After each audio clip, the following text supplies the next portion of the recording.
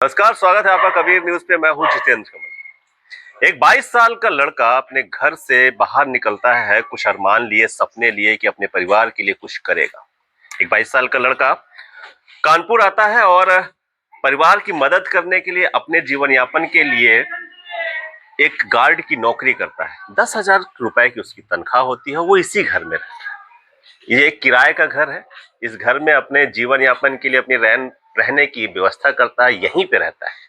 उसकी जिंदगी में उथल पुथल तब शुरू हो जाती है जब उसके पैन कार्ड और आधार कार्ड का शायद फर्जी उपयोग करके एक कंपनी बनाई जाती है। उसमें 17 करोड़ का टर्नओवर दिखाया जाता है और लगभग 3 करोड़ की जीएसटी का बकाया की नोटिस उसके घर पे आती है, उसको रिसीव होती है। 22 साल का लड़का हड़बड़ा जाता है, घबरा जाता है कि अभी तक 10,000 रुपए की नौकरी में हम इस तरीके की चीजें तो कुछ की ही नहीं है कि इतना हम कहां से देंगे, और ये मेरा कृत्य ही नहीं है, कंपनी ही नहीं मेरी है, टर्न ओवर ही नहीं मेरा है। हर जगह गुहार लगाता है। कल डीएम के यहां फिर से वो गुहार लगाने के गए हैं, लेकिन अभी तक की स्थिति यह है कि उन्हें किसी भी तरीके की कोई रियायत नहीं है। कोई आश्वासन आश्वासन आश्वासन सिर्फ आश्वासन मिल रहा है, लेकिन कोई भी अभी तक ठोस कार्रवाई नहीं की गई है, जिससे वो लगभग डिप्रेशन में है। बात हुई तो वो डिप्रेशन में बता रहा। भाजपा का कार्यकर्ता है, नेताओं से शिकायत है, अधिकारियों से शिकायत है। अंदर ले चलते हैं, घर दिखाते हैं, उनसे मिलाते हैं कि 10,000 की नौकरी करने वाला व्यक्ति कहाँ रह रहा है, क्या व्यवस्था है। उसको जब 3 करोड़ की नोटिस आती है तो उनका क्या कुछ कहना है। ये वो घर है, आइए देखते हैं। इस तरीके के घर में ओम जी शुक्ला रहते हैं।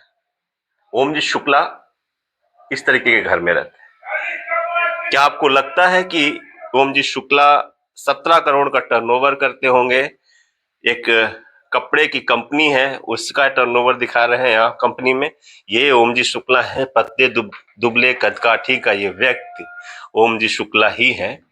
और बात करते हैं ये यहाँ आप रहते हो ओम जी? है जी। ये घर जी।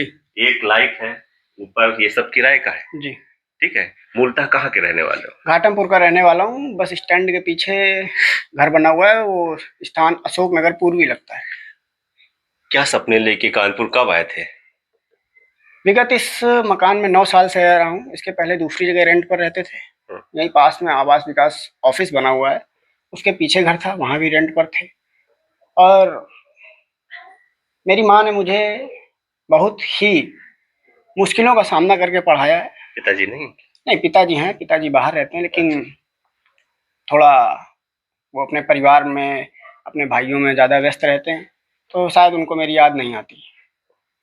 दूसरी चीज़ कि जब मेरा हाई स्कूल हुआ था, तब मैंने एक यूपी पुलिस का फॉर्म था, वो डाला था। जो पहली बार यूपी पुलिस कांस्टेबल का फॉर्म आया था, वो डाला था। लेकिन शायद कोचिंग अच्छी नहीं मिल पाई या सुविधाएं अच्छी नहीं मिल पाई, उस वजह से पेपर देने गया, लेकिन मैं फेल हो गया। फिर भी हिम्मत नहीं हारी। बहुत से लोगों ने तब भी कहा, भाई कोई भी बच्चा मेहनत करता है या फेल हो जाता है तो दिमाग में बहुत से ख्याल आते हैं। लेकिन मैंने अपनी माँ का चेहरा देखा और मैंने गलत कदम नहीं उठाया। उसके बाद हाई स्कूल के बाद प्राइवेट फर्स्ट ईयर किया, प्राइवेट इंटर किया, रेगुलर नहीं कर सके और एक गार्ड की नौकरी करने लगे। लगभग मैंने पहले कानपुर मेट्रो में जो मार्शल की नौकरी होती है, रोड पे होते हैं, उसमें भी मैंने नौकरी की। और उसके बाद एक काकादेव में कोचिंग संस्था है, वहाँ नौकरी करने लगा। ठीक।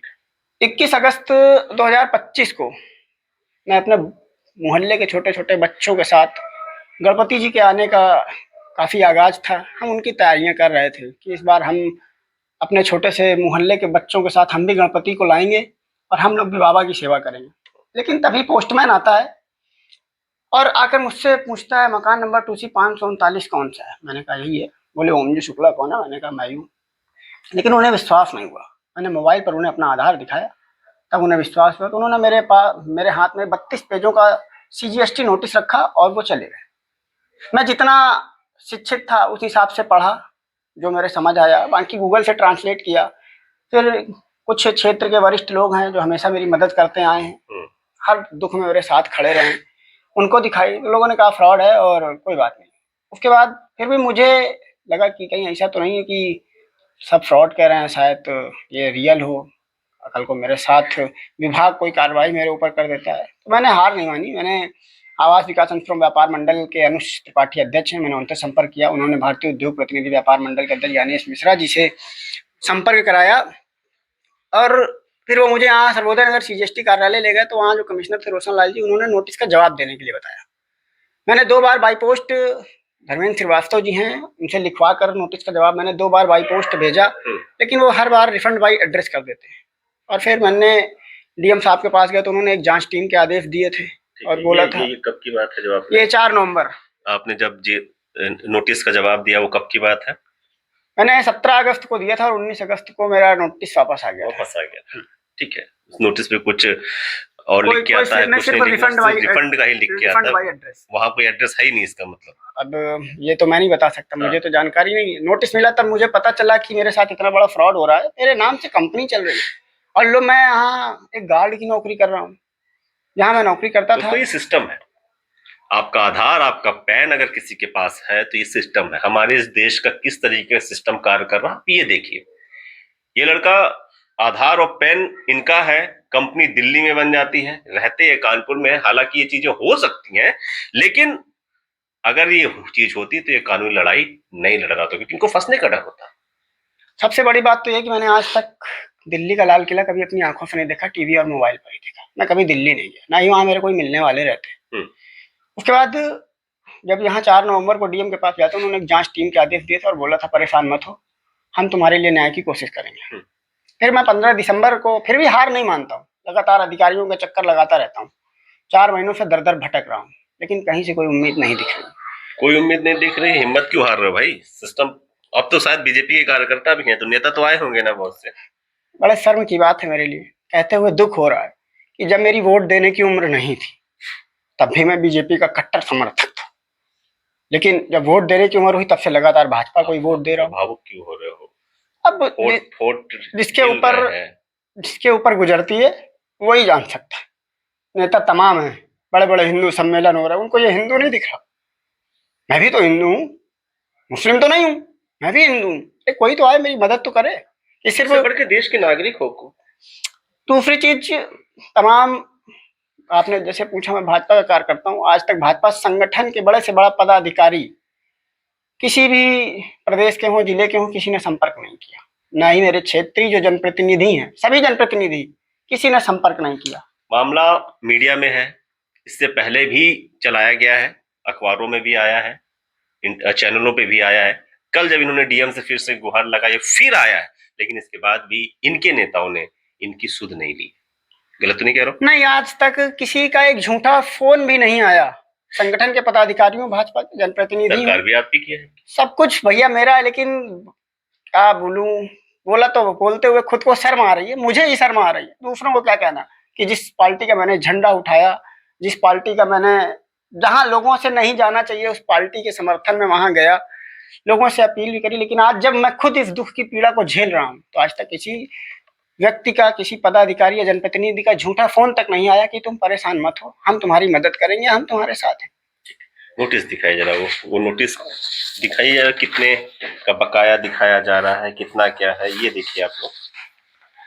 आइए बाहर चलते हैं, बाहर थोड़ा सा ज्यादा क्लियर होता। तो ये वो घर है, मैंने आपको दिखाने की कोशिश की। यहाँ आने का मेरा मकसद यही था कि 17 करोड़ का टर्नओवर और लगभग 3 करोड़ से ऊपर की जीएसटी का जो क्लेम आया है या जो नोटिस जो आई है, वह वो व्यक्ति रहता कहाँ, ओम जी शुक्ला हो, वो किस हालत में रहते हैं और कितना कमाते हैं और क्या स्थिति है, क्या वाकई ये घर की स्थिति है, प्रेजेंट टाइम की स्थिति है। और आप देख सकते हैं, ये देख लीजिएगा आप, ये देखिएगा कि ये टैक्सेबल वैल्यू है इनकी, ये एसआर ट्रेडर्स, और 17 करोड़ 47 लाख 56,200 का, और ये टोटल टैक्स है 3 करोड़ 14 लाख 56,116, और ये इनके नाम है क्योंकि कंपनी इनके नाम की है। क्या कह रहे हैं आप? डीएम साहब का अब क्या आश्वासन है? डीएम साहब ने दिल्ली सीजीएसटी को एक लेटर लिखने के लिए बोला है और बोला है हम तुम्हारे लिए कोशिश करेंगे ताकि तुम्हें न्याय मिल सके। लेकिन कल 22 तारीख है, एक बड़ी पार्टी के प्रदेश अध्यक्ष का हमारे शहर कानपुर में बड़ा आगमन है, हम्म। तो मैं भाजपा का कार्यकर्ता हूँ। जब कार्यकर्ता की सुनवाई नहीं होती तो वो कहाँ जाएगा। अपने भविष्य को बचाने के लिए कुछ तो करूंगा ही। कोई नहीं सुन रहा। कोई नहीं सुन रहा। सीजीएसटी के यहाँ जो सर्वोदय नगर में अधिकारियों बोलते हैं सेंट्रल का मामला है, हम नहीं कर सकते। सेंट्रल वाले बोलते हैं सेंट्रल का नोटिस का जवाब दिया, कोई रिस्पॉन्स नहीं।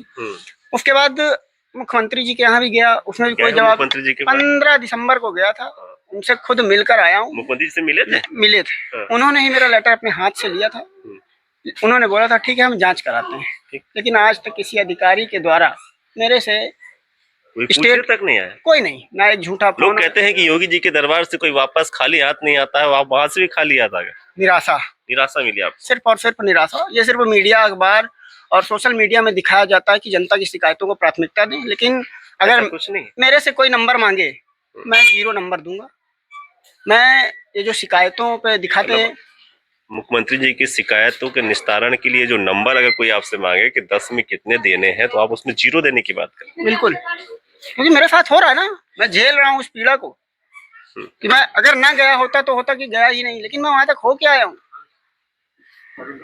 लेकिन कोई सुनवाई। बड़ा कहाँ जा सकते हैं आप? उत्तर प्रदेश के जो मुखिया हैं, उत्तर प्रदेश के जो मुख्यमंत्री हैं, वहां तक आपने गुहार लगाई है। 15 दिसंबर को आप गए थे, लेटर उन्होंने खुद अपने हाथ से लिया, अपने हाथ में लिया। इसके बाद जांच के आदेश दिए, कहा, आश्वासन दिया, आदेश नहीं दिया, आश्वासन दिया। और अभी जनवरी चल रही है, 15 जनवरी पार हो चुकी, मतलब 1 महीना हो चुका है, अभी तक कोई भी अधिकारी आपने संपर्क नहीं किया। तब आप निराश होकर फिर कल डीएम के हैं? मैं कल दोबारा डीएम के यहाँ गया था, तो उन्होंने एक लेटर सीजीएसटी को लिखने के लिए बोला हुआ है, और उम्मीद है कि शायद वो मेरी मदद करेंगे। और अगर नहीं करते हैं तो कल 22 जनवरी भाजपा के प्रदेश अध्यक्ष का नगर आगमन है। मैं उनको काले गुब्बारे दिखाकर, क्या बात कर रहा है, विरोध कर, मैं अपने न्याय की पार्टी के कार्यकर्ता है आप, भाजपा के कार्यकर्ता, भाजपा के प्रदेश अध्यक्ष को आप काले गुब्बारे दिखाएं? न्याय चाहिए ना, या तो कोई पदाधिकारी मुझे मिलवा दे। सारे स्वागत कार्यक्रम बाद में करे, पहले मुझे मिलवाए, मेरी पीड़ा को वो सुने, मेरे लिए न्याय की मांग करे। भाई केंद्र में केंद्रीय राज्य मंत्री हैं, केंद्र में तो बैठते ना, मदद कर सकते हैं। 7 बार से सांसद हैं, पार्लियामेंट में बैठे हैं, बिल्कुल मदद कर सकते हैं। सारे विभाग तो हैं, मामला तो मेरा वहीं का है। तो मैं कुछ नहीं है, सिर्फ विरोध करूंगा, विरोध करके उनसे न्याय की मांग करूंगा। आप सीधे सरकार का विरोध करेंगे? बिल्कुल, क्यों नहीं। मैं अपने भविष्य को बचाने के लिए किसी का भी विरोध करूंगा भाई। अब कोई भी हो, मैं अपनी जान हथेली पे लेके घूम रहा हूँ, अपने परिवार का मुंह देख रहा हूँ, इसलिए कोई गलत कदम नहीं उठा रहा हूँ। वरना शायद है कि मैं परसों आज आपको यहाँ खड़ा नहीं मिलता। परसों मेरा इतना दिमाग अपसेट था, मैं किसी कारण बस सिर्फ और सिर्फ अपने परिवार का मुंह देख रहा हूँ। दिन भर मेरे साथी जो मेरे साथ हैं, मेरी मदद करते हैं, क्षेत्रीय बड़े भाई हैं हमारे, दिन भर वो मुझे अपने साथ लेके घूमते हैं। हौसला रखिए थोड़ा सा, सिस्टम इतना भी खराब नहीं हुआ है। बिल्कुल खराब है, इतना भी खराब नहीं, हौसला रखिए, कोई गलत कदम उठाने की कोई जरूरत नहीं है आपको। अभी तक लगभग कितना कमाया होगा आपने? क्योंकि नोटिस तो 3 करोड़ का आपको तो नोटिस आया, कितना कमाया, अपनी लाइफ में कितना कमाया होगा? 10,000 की नौकरी। अभी मेरा अकाउंट देखेंगे ना अगर आप, तो शायद वो भी माइनस में मिलेगा आपको। ये नोटिस और ये टर्नओवर, इसके बारे में तो जानकारी मुझे तब हुई जब मेरे पास नोटिस आया। उसके पहले से तो मुझे कोई जानकारी नहीं। मैं तो अच्छा खासा खा रहा था, अपने परिवार के साथ अपना जीवन जी रहा था, लेकिन इस नोटिस ने वो भी बेहाल कर दिया। 13 जनवरी को मेरा राशन कार्ड, नौकरी चली गई। 13 जनवरी को राशन कार्ड भी निरस्त कर दिया। जब उसको कैफे पे चेक कराता हूँ तो मैं 25 लाख से अधिक जीएसटी लेन देन दिखाता है। वो जो फ्री राशन मिल रहा था वो आप लेने गए? 2 घंटे लाइन लगाई, जब अंगूठा लगाने का नंबर आता है तो वो कैंसिल दिखाता है, बोला निरस्त। मैंने कहा कारण, बोला आरटीआर भरते हो, मैंने कभी नहीं भरा। जब उसको कैफे में चेक कराता हूँ तो 25 लाख से अधिक जीएसटी लेन देन बकाया दिखाता है। तो मैंने तो कैफे वाले से कहा कि 25 लाख ये गलत है भाई, मेरे पास तो 3 करोड़ का। पूरा सच दिखाएं, झूठ क्यों दिखा रहे हैं? खाद्य आपूर्ति विभाग ने मेरा राशन निरस्त किया, तो कम से कम एक बार जांच तो करते, आते तो सही, मुझे बुलाते तो सही। बिना जांच के, बिना कुछ, सीधा निरस्त। कारण क्या है? चेक तो करते, चेहरा तो देखते। बिल्कुल, नौकरी भी गई, राशन भी गया, सब कैसे चल रहा है फिर जीवन? बोला तो सब ऊपर वाले के सहारे, जब तक चल रहा है। बाकी आपने जैसे बोला सिस्टम इतना भी खराब नहीं है, मेरे लिए बिल्कुल खराब।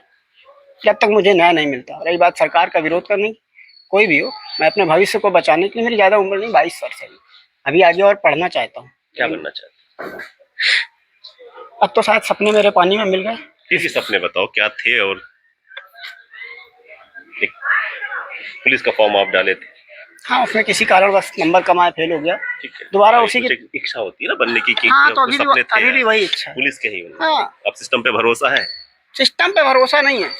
सिस्टम जो भ्रष्टाचार पे पनप रहा है, उस सिस्टम में मेरे जैसे कई लोग धक्के खा रहे होंगे, तो उन लोगों की मदद के लिए। उन लोगों को मैं भी एक गरीब परिवार का बेटा हूँ, मेरी तरीके तमाम लोगों के देश में, प्रदेश में, सिर्फ उनकी मदद के लिए। वहां जाना चाहते हैं। जी। हौसला मत छोड़िए।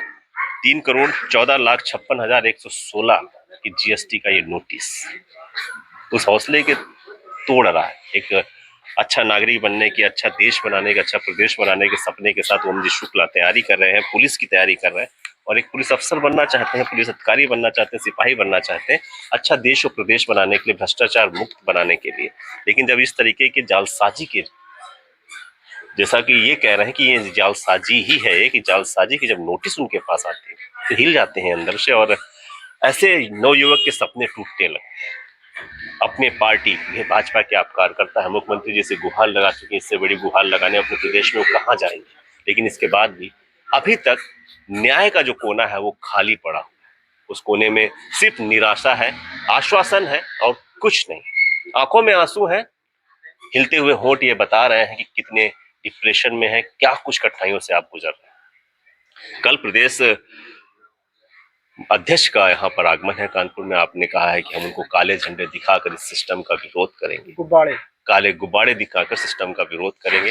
न्याय नहीं मिल रहा है, उस न्याय की गुहार लगाने का एक ये तरीका आजमाने जा रहे हैं जो कि सिस्टम के खिलाफ भी है और सरकार के खिलाफ भी है। लेकिन एक व्यक्ति जब टूट जाता है तो इस तरह के फैसले लेने के लिए मजबूर हो जाता है।